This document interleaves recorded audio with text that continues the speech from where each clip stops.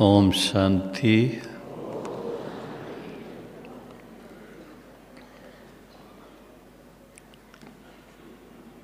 सभा में उपस्थित विशेष रूप से गुजरात से आए हुए सभी बहनें और भाई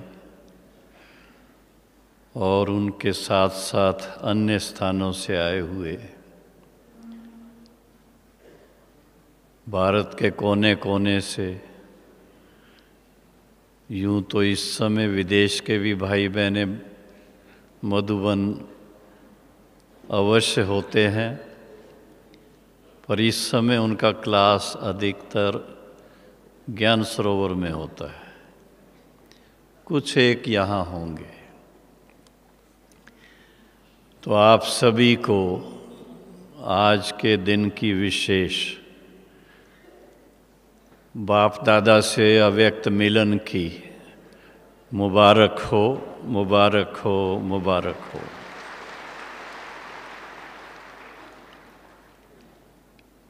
मिलन के तरीके बदलते रहते हैं। कभी बुद्धि योग से मिलन होता है, कभी सन्मुख मिलन होता है, कभी स्वप्नों में भी होता है। और आजकल दुनिया के अंदर भी ये कॉमन बात है, वीडियोग्राफी के द्वारा भी होता है। तो आज क्योंकि हमारी प्राण दादी गुलजार दादी बॉम्बे में हैं, स्वास्थ्य लाभ प्राप्त हो रहा है धीरे धीरे, और उम्मीद है थोड़े दिन में अवश्य यहाँ बाप दादा की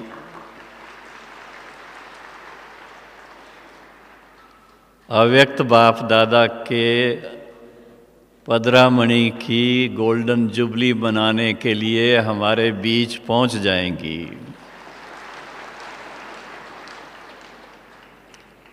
क्योंकि सभी जानते हैं अव्यक्त बाप दादा के मिलन का प्रोग्राम दादी जी के द्वारा 21 जनवरी 1969 से शुरू हुआ था, और तब से लेकर के लगातार 49 वर्ष बाबा ज्ञान का सागर है, प्रेम का सागर है, गुणों का सागर है। तो सागर ने हम आप सभी को भरपूर कर दिया है। बहुत बहुत सभी को अच्छी तरह से ज्ञान की गहराइयाँ क्या हैं, योग का सहज साधन क्या है, दैवी गुणों की धारणाओं से क्या लाभ प्राप्त होता है, कितनी महीनता में मुरलियों के द्वारा, अव्यक्त मुरलियों के द्वारा, साकार मुरलियाँ उनकी अपनी विशेषता है और अव्यक्त मुरलियों की अपनी विशेषता है। और आप सब भाई बहनें बहुत बहुत विशेष रूप से गुजरात के भाई बहनें बहुत बहुत भाग्यशाली हैं। जो बाबा हमेशा कहते हैं कि गुजरात तो मधुबन का कमरा है।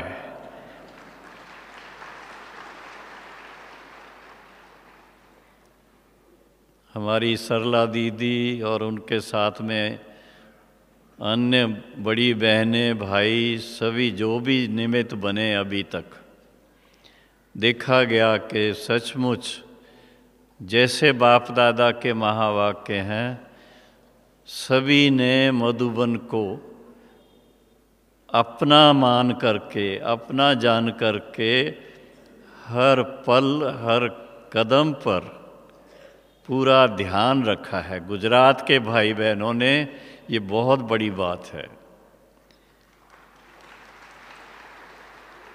विशेष रूप से आसपास के सेंटर्स, नज़दीक में जो भी हैं,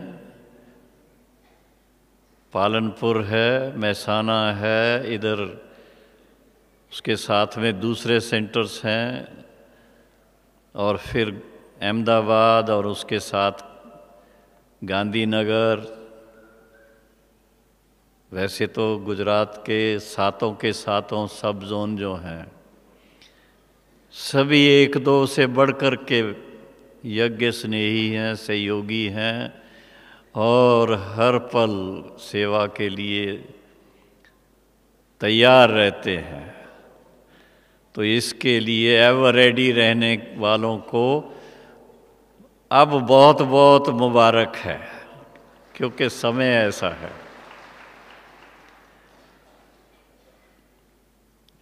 अब समय की पुकार, जो मुझे आज की बात लिखी हुई है, समय की पुकार। अब कुछ नई बात करने के लिए पुकार है। समय की पुकार सूक्ष्म बात है थोड़ी। वृत्ति द्वारा शक्तिशाली वायुमंडल बनाने की विधि। सुनाया होगा बहन जी ने आपको टॉपिक तो, लेकिन याद नहीं रहा होगा, इसलिए भले आप लिख लो अपनी नोटबुक में। समय की पुकार, वृत्ति द्वारा शक्तिशाली वायुमंडल बनाने की विधि। तो 3 भाग में इसको ले सकते हैं। समय कैसा है सभी जानते हैं। ब्राह्मणों के लिए सबसे श्रेष्ठ समय है, दुनिया के लिए नाजुक समय है। तो ब्राह्मणों को सबसे श्रेष्ठ समय में श्रेष्ठ संकल्प करने चाहिए, श्रेष्ठ विचार सागर मंथन करना चाहिए, और श्रेष्ठतम सेवा करनी चाहिए। और श्रेष्ठतम सेवा में कौन सी सेवा आ जाती है? वृत्ति के द्वारा। शक्तिशाली वृत्ति हो तो वृत्ति के द्वारा शक्तिशाली वायुमंडल बनाने की विधि। अब आप देख रहे हैं, कल रात से, परसों रात से शांति वन में रात के टाइम कैसा वायुमंडल हो जाता है, ठंडा ठंडा। लेकिन जैसे ही सूर्य उदय होता है, थोड़ा सा ऊपर आता है, 8 बजे के बाद धीरे धीरे ठंडी कम हो जाती है। अभी आप सब डायमंड हॉल में बैठे हैं, ठंडी लग रही है क्या? लग रही है? जिसको लग रही हो हाथ खड़ा करो, मैं अपनी शॉल दे दूं आपको।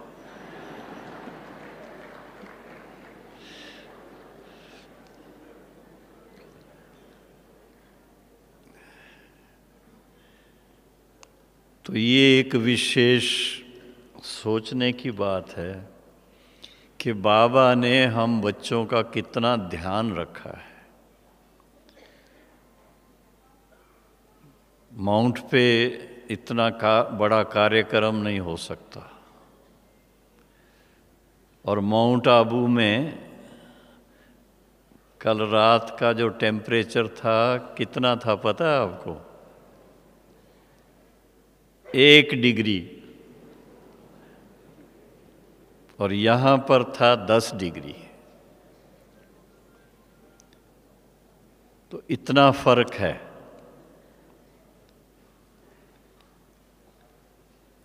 मधुबन की अपनी विशेषता है, पांडव वन की अपनी विशेषता है, लेकिन जब संगठन है इतने बड़ी संख्या में भाई बहनें हैं, तो ऐसे टाइम पर सबका ध्यान रखते हुए, पांडव भवन में इतनी जगह नहीं रहने की और इतने साधन नहीं हैं जो सबको वहाँ पर हीटिंग का इंतज़ाम दिया जाए या दूसरे साधन दिए जाएं। और इसलिए बाबा ने देखो समय के अनुसार, आवश्यकता के अनुसार ये सुंदर स्थान शांतिवन और मनमोहिनी वन दोनों अपने लाडले प्यारे बच्चों के लिए, खास गुजरात के भाई बहनों के लिए बनवा करके दिया है।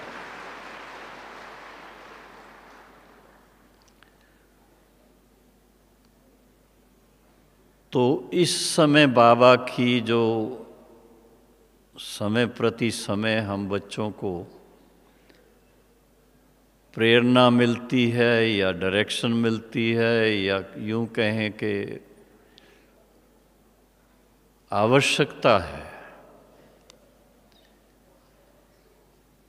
ब्राह्मणों के लिए बाबा का जो विशेष एक बहुत सुंदर इशारा रहता है कि सभी बाबा के बच्चे ब्राह्मण बीके भाई और बहनें सारे संसार के अंदर सबसे अमूल्य हैं। सबसे पहली बात, ब्राह्मणों का ये दिव्य जन्म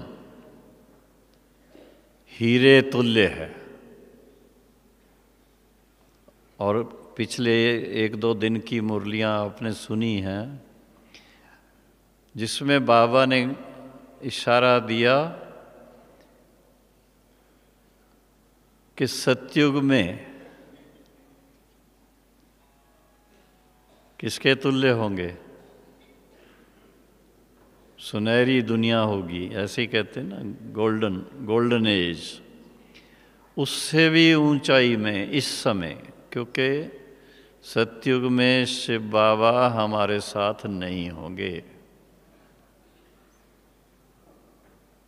ये संगम युग की विशेषता है कि इस समय बाबा हम बच्चों के साथ, ब्रह्मा बाबा भी और शिव बाबा भी, और फिर अव्यक्त पालना का पार्ट भी इसी समय है।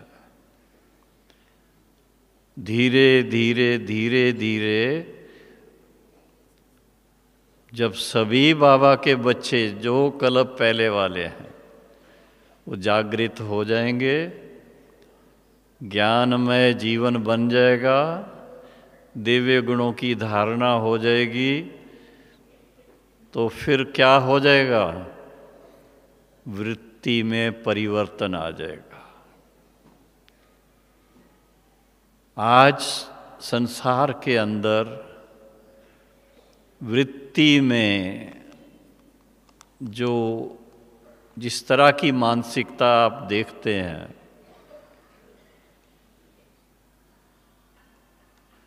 लोभवश क्या करते हैं।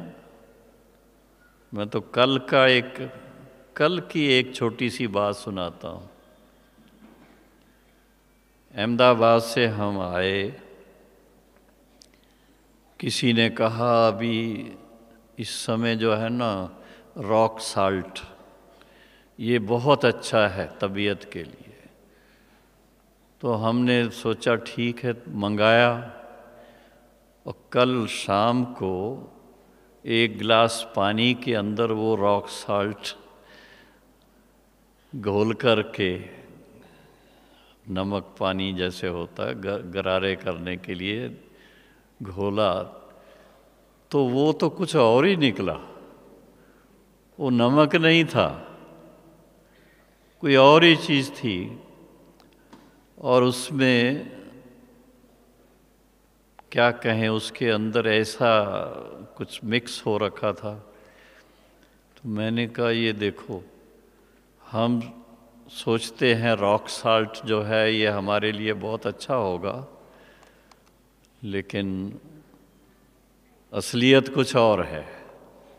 क्योंकि लोग लालच के वश पता नहीं क्या क्या नई नई बात करते हैं। हम यहाँ कई बार ऐसे समाचार पढ़ते हैं, सुनते हैं, दूध किस चीज़ से बना लेते हैं, चावल किस चीज़ से बना लेते हैं, आर्टिफिशियल चीज़ों से, और उसका असर किस पे पड़ेगा?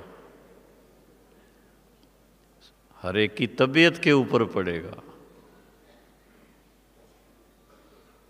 वो भावना ही नहीं है कि हम सब आत्माएं हैं, एक परमात्मा पिता की संतान है, आपस में भाई बहने हैं, रूहानी भाई बहने हैं।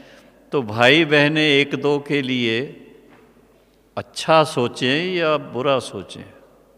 अगर मिलावट की चीज़ें हम एक दो को खिलाएंगे तो क्या फ़ायदा होगा?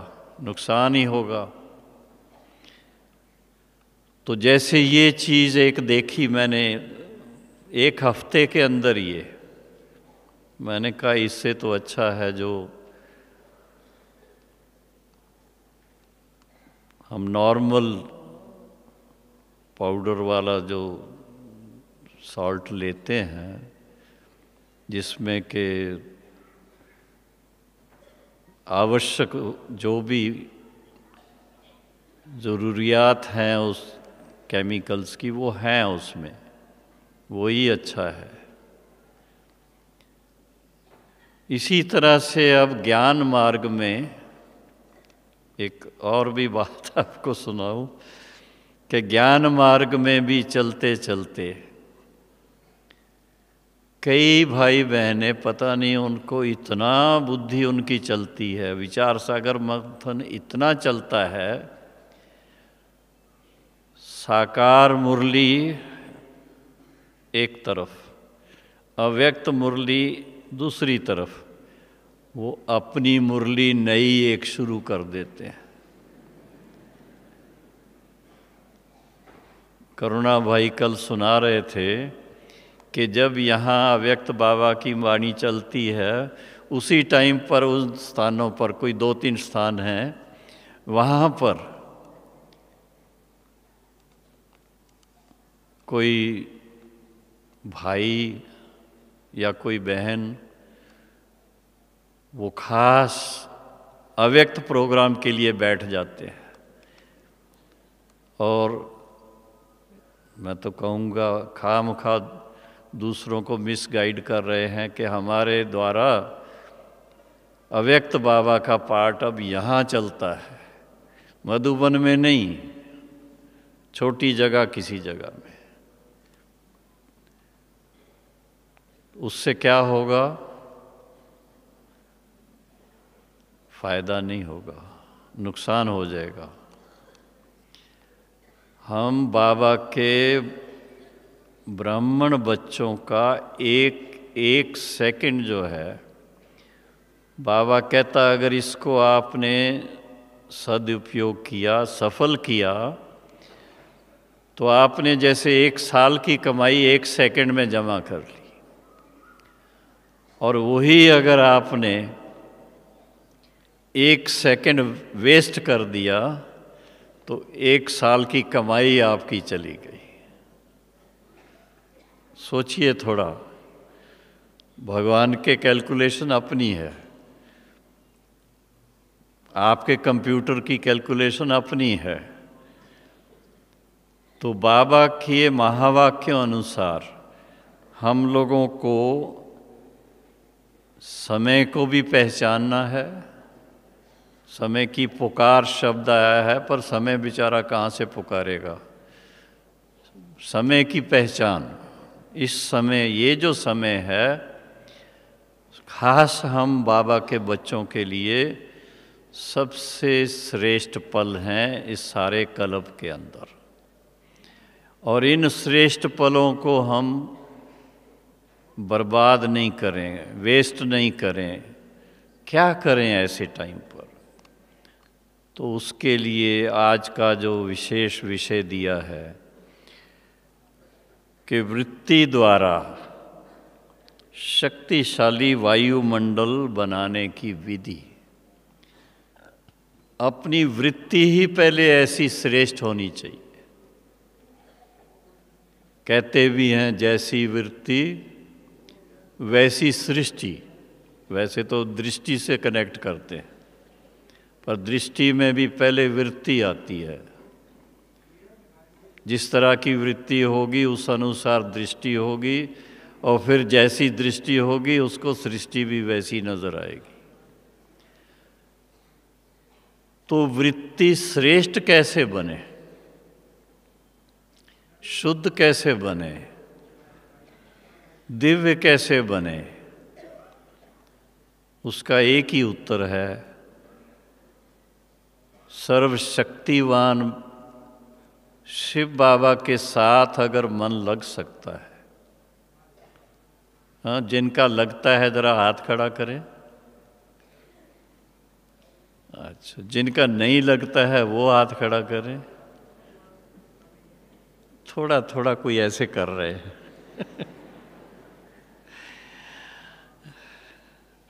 देखो, बाबा ने तो कहा है 1 सेकंड में बाबा के पास आ सकते हो। दिल से, प्यार से, मन ही मन में इतना ही सोचा, बाबा, बस। छोटा बच्चा जन्म लेता है तो उसके मुख से क्या निकलता है? हाँ, चाहे बाबा हो चाहे बेबी हो, मुख से क्या निकलता है? बाबा, बस। तो जितना मन में बाबा का स्वरूप आएगा उतना ही स्वयं को याद आएगा कि मेरा स्वरूप भी बाबा के समान है। वृत्ति बदलती कैसे है? कहावत तो सुनी हुई है, सन शोज फादर। हाँ, बच्चे को देख के पिता की याद आ जाती है। बहनें सोचेंगी हमारे लिए क्या है, तो डॉटर शोज मदर। हाँ, आजकल की मुरलियों में मम्मा की कितनी महिमा हो रही है। आज की मुरली सुनी थी सभी ने, बाबा ने कितनी महिमा की मम्मा की। तो मम्मा ने भी अपना पुरुषार्थ करके इतने तक अपनी स्थिति बनाई। कवि जी, हमारे दिल्ली के कवि जी हैं देवी चंद जी, तो उन्होंने एक कविता बनाई थी। उसमें 2 लाइनें मुझे थोड़ा ख्याल में आती हैं कि शिव बाबा ने तो ब्रह्मा पद बनाया, शिव बाबा ने ब्रह्मा पद बनाया, मम्मा ने तो खुद को खुद बनाया।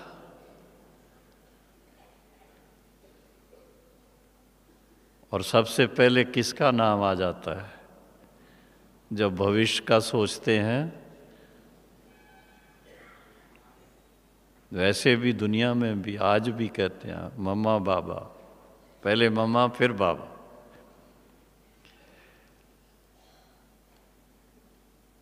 तो कैसी वृत्ति हमारी होनी चाहिए? वो बाप समान होनी चाहिए। श्रेष्ठ होगी ही तब जब ये लक्ष्य रहेगा कि जैसे बाबा हम सब का कल्याण सोचता है,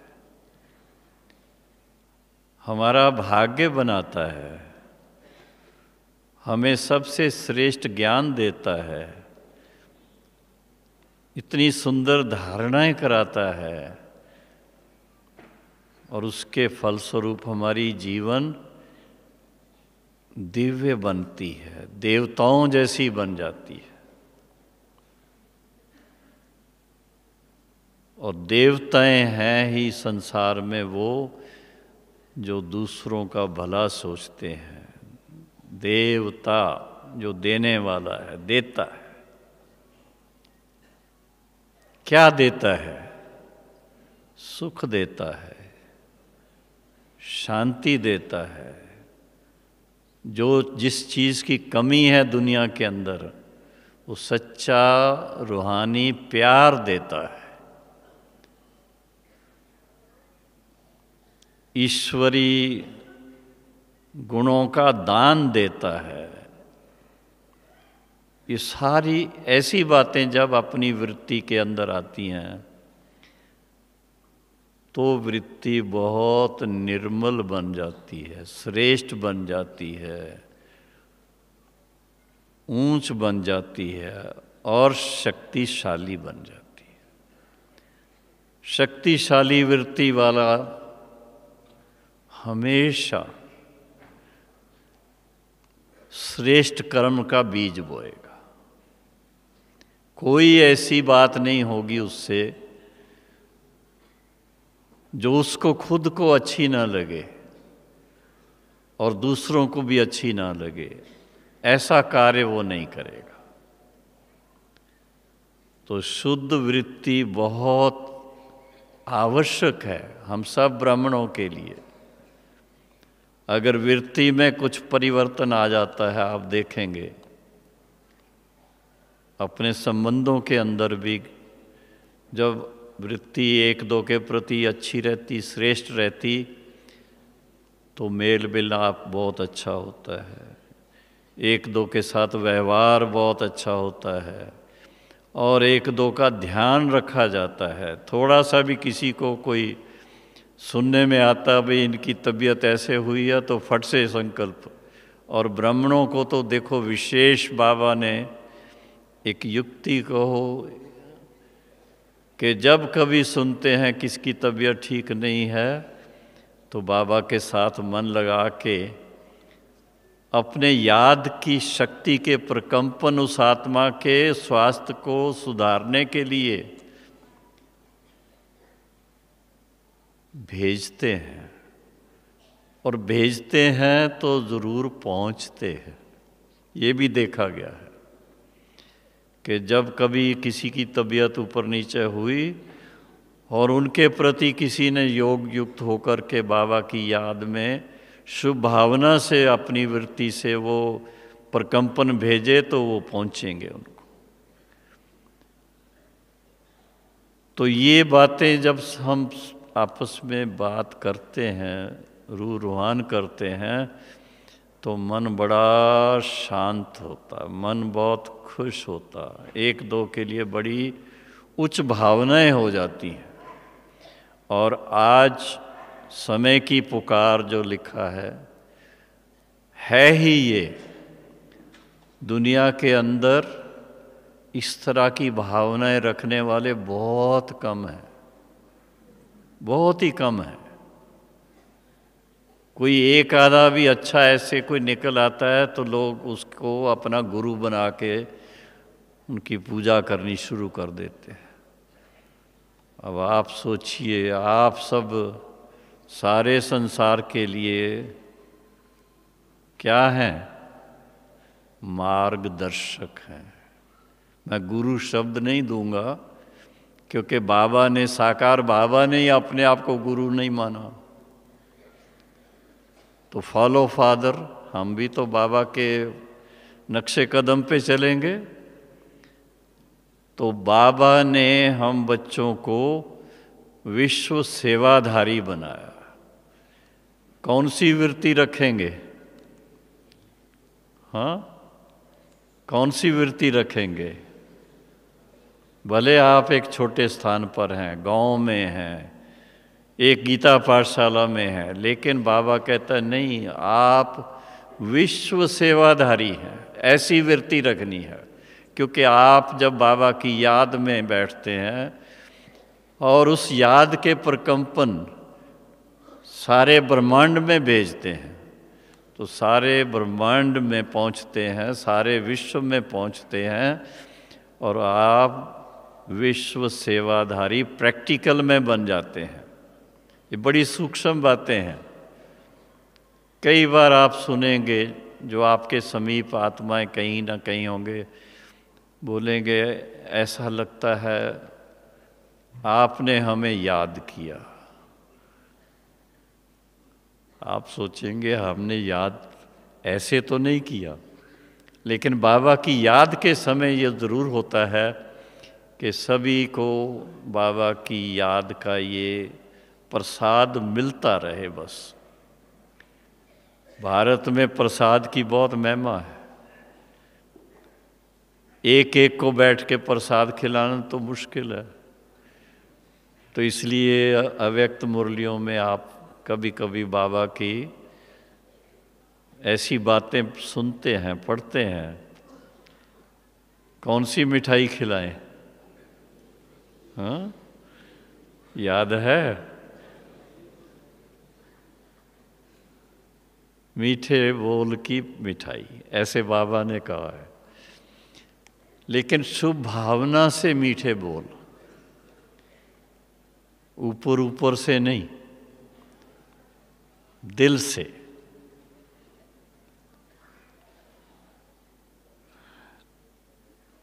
तो जब हम ऐसा एक एक इंडिविजुअली आपस में मिलकर के ऐसा अभ्यास करेंगे, एक दो को ऊंची दृष्टि से देखेंगे, आत्मिक भाव से व्यवहार में आएंगे, तो वायुमंडल बहुत पवित्र शक्तिशाली बन जाएगा। सबसे पहली बात है, आज की मुरली में भी था, कल की मुरली में भी, पवित्रता की बात। मन में कोई भी नेगेटिव बात ना आए। अगर वृत्ति को पावरफुल बनाना है तो नेगेटिव बातों को ख़त्म करना पड़ेगा।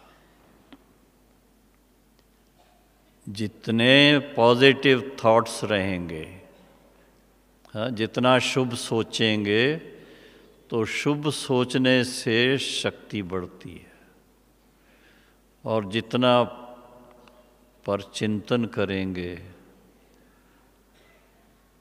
और नेगेटिव सोचेंगे, आप मानो उतनी अपने को कमज़ोरी लाने की हम कोशिश करते हैं।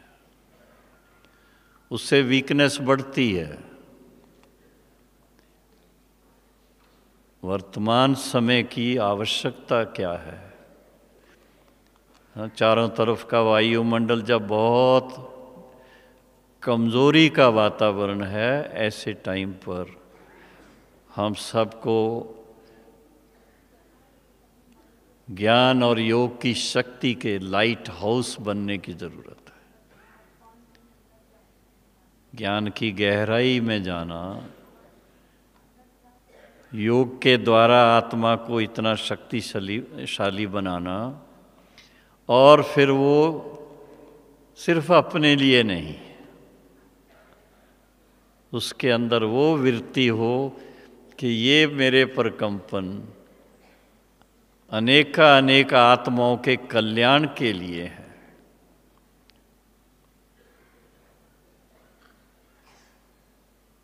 वो आपकी भावना जो है कई आत्माओं को प्रेरणा देगी। उनको अंदर से आने लगेगा, मुझे कोई बुला रहा है, कोई रास्ता दिखाने के लिए इशारा दे रहा है, और धीरे धीरे आप देखेंगे आपके सेवा केंद्र पर वृद्धि होती जाएगी। नए नए भाई बहनें आते जाएंगे। आपको उस समय पता चलेगा कि ये सचमुच बाबा कहता है, आप जितना योग का वातावरण बनाएंगे, आत्मिक शक्ति से अपने प्रकंपन फैलाएंगे, तो उसके फलस्वरूप जो आत्माएं अभी तक बाबा के बने नहीं हैं और कल पहले वाले हैं, वो ढूंढते ढूंढते बाबा के स्थान पर आ जाएंगे।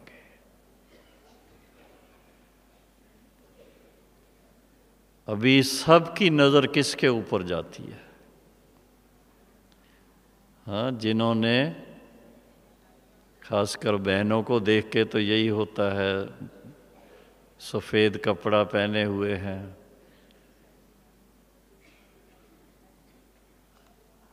सिर्फ कपड़ा नहीं, उनके चेहरे से, उनके नैनों से वो नूर आता है नज़र, जिसको देख करके हर एक समझता है ये तो कोई विशेष आत्मा है। ऐसे ही भाइयों के व्यवहार से पता चलता है, क्योंकि ड्रेस तो कोई भी पहनते हैं कारोबार के हिसाब से, लेकिन कारोबार में होते जो व्यवहार है, व्यवहार के अंदर अगर शालीनता है, प्यार है और परमात्मा पिता के साथ मन लगा करके अपनेपन की भावना का जो प्रकंपन आपका दूसरों को मिलता है, उससे वो सेवा होती है, उससे उनको लगता है जीवन हो तो इनके जैसी होनी चाहिए। तो बहनें भी अपनी सेवा में माहिर हैं और भाई भी कम नहीं हैं, लेकिन कौन सी बहनें और कौन से भाई जिनका इस बात पर ध्यान रहता है कि हमारी वृत्ति कैसी रहनी चाहिए, सूक्ष्म थोड़ा ध्यान ज़्यादा रहे, हर एक के प्रति शुभ भावना रहे। और ख़ासकर क्योंकि आप सब भाई बहनें गुजरात से आए हैं, परिवार वाले हैं, बाल बच्चों वाले हैं, तो एक बात ख्याल में आती है, कभी कभी हम छोटे बच्चों को थोड़ा सा आँख दिखा देते हैं।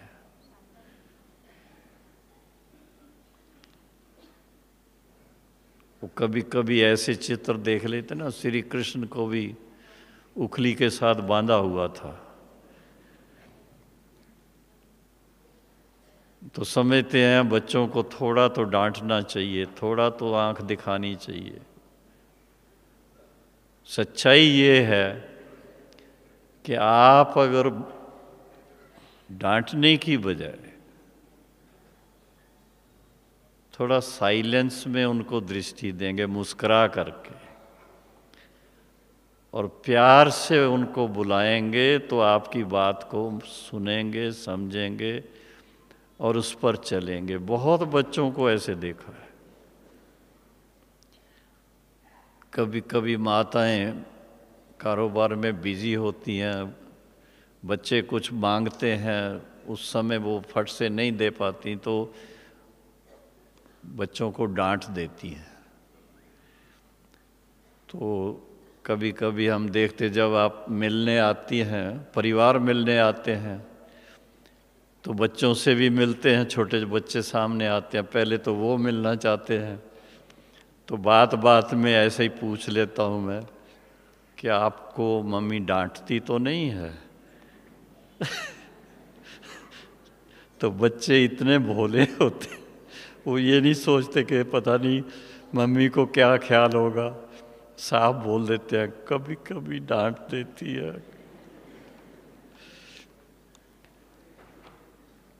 अभी सत्युगी दुनिया में चलना है, सत्युगी संसार बनाना है, तो फिर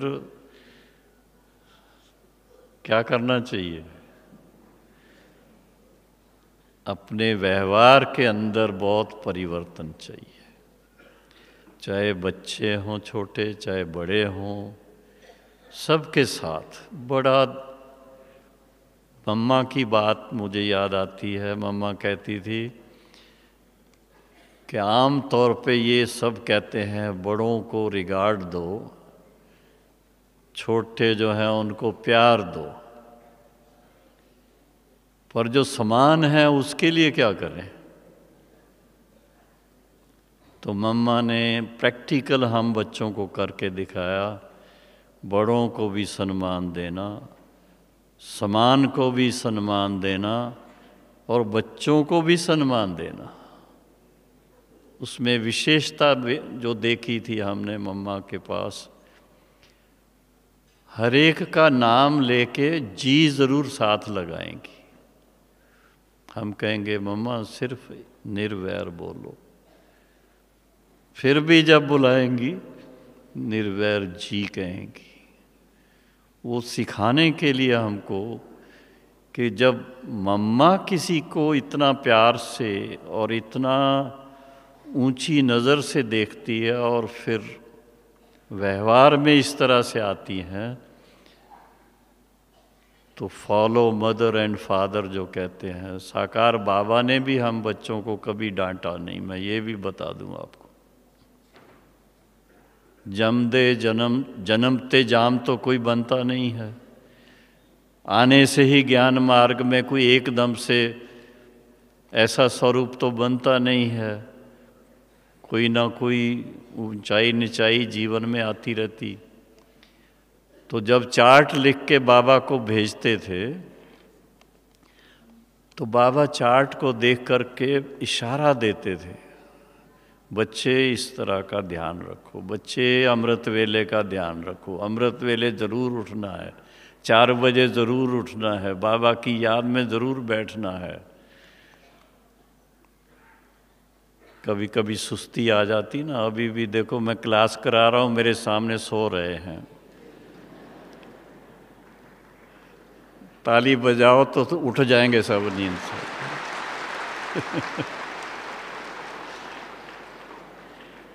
क्योंकि सोने वालों को तो ये पता नहीं लगता है कि हम क्लास में बैठे हुए हैं। वायुमंडल को शक्तिशाली बनाना है तो हमें अपनी वृत्ति को इतना शक्तिशाली बना के रखना है ताकि हमको निंद्रा ना आ जाए। फिर निंद्रा के भी कई रूप हैं। निंद्रा एक है जो हम नींद करते हैं, दूसरी निंद्रा है ज्ञान बुद्धि से किनारे चले जाता है, वो भी निंद्रा है।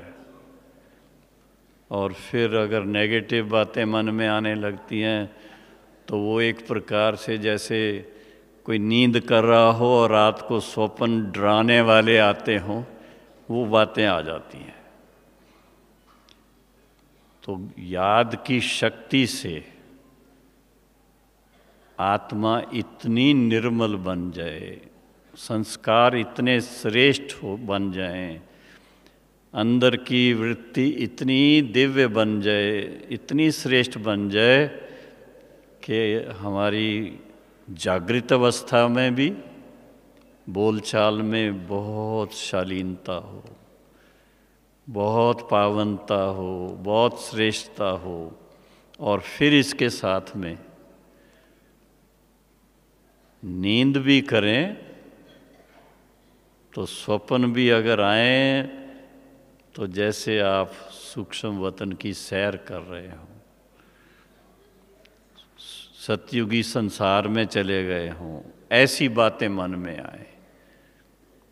डराने वाले स्वप्न नहीं आने चाहिए, किसी के प्रति घृणा के स्वप्न नहीं आने चाहिए। जब वृत्ति आपकी पावरफुल होगी तो ही ये सब ठीक हो सकता है, नहीं तो नहीं। सारी क्लास का सार यही है, अपनी वृत्ति को बहुत शक्तिशाली बनाना है और उसके लिए हर पल क्या समझना है, हम सारे संसार को लाइट और माइट देने के निमित्त हैं। इतनी बात अगर मन में रखेंगे तो दीपक आपका, जो दीपक तो क्या सर्च लाइट आपकी जगती रहेगी, संसार में रोशनी होती जाएगी और सारा संसार परिवर्तित होकर के उसका वायुमंडल शुद्ध हो जाएगा। तो ये एक बहुत बड़ा विषय है वास्तव में सेवा का। जैसे सेवा के लिए हम प्लान बनाते हैं, आज ये करेंगे, प्रदर्शनी में ये करेंगे, भाषण करना है तो ये करेंगे। संसार में वायुमंडल जो है इसको शक्तिशाली बनाना, इसको पवित्र बनाना, इसको पावन बनाना, दिव्य बनाना, इसको खुशनुमा बनाना, ये बहुत बड़ी सेवा का पार्ट है। तो आज से क्या बनेंगे आप सब? बाबा के विशेष रत्न बनेंगे। विशेष रत्न बाबा किसको कहता है? जो बाबा की आज्ञा पर चलते हैं, बाबा की आशाओं को पूरा करते हैं और बाप के समान अपना जीवन बना करके, जैसे बाबा सारे विश्व को लाइट और माइट देते हैं, आप भी लाइट और माइट देने के निमित्त बन जाएंगे। ओम शांति।